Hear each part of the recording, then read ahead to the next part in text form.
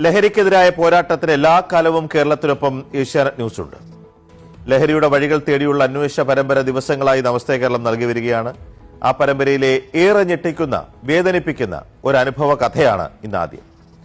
ലഹരിക്കടിമയായ മകൻ അമ്മയുടെ കഴുത്തിലും ആ മകൻ കത്തിവെച്ചു. അതുകൊണ്ട് ഇത്തരം കാര്യങ്ങൾ സമൂഹത്തിലേക്ക് എത്തിക്കുന്നത് വളരെ ചെറുതിൽ തന്നെ എന്തെങ്കിലും സൂചനകൾ കണ്ടു കഴിഞ്ഞാൽ വളരെ പെട്ടെന്നത് തിരിച്ചറിയുകയും തിരുത്തുകയും ചെയ്തില്ലെങ്കിൽ എവിടെ എത്തും അവസാനമെന്നുള്ളതിന്റെ ഉദാഹരണമായിട്ടാണ്.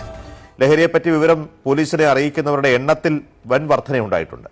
ഈ മാസം മാത്രം 5000-ലേറെ പേരാണ് പോലീസിലേക്ക് രഹസ്യമായി ഈ വിവരങ്ങൾ കൈമാറിയത്. വിവരങ്ങൾ അറിയിക്കേണ്ട നമ്പറുകൾ ഒരിക്കൽ കൂടി പ്രേക്ഷകർക്കായി നൽകുകയാണ്. യോദ്ധാവ് വാട്സ്ആപ്പ് നമ്പർ ശ്രദ്ധിക്കുക: 995969666666.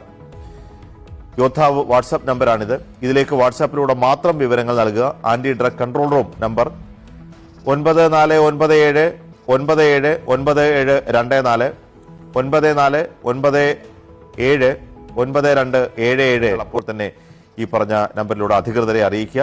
എന്തായാലും സമൂഹത്തിൽ ഒരു ഉണർവുണ്ടായിട്ടുണ്ട്. ഇതിനെ അടിവേരറക്കണമെന്നുള്ള നല്ല ബോധ്യമുണ്ട്. അതിനുള്ള ശ്രമങ്ങൾ നമ്മൾ തുടരുക, ഇടയ്ക്ക് വെച്ച് നിർത്താതിരിക്കാം. ഒരുപാട്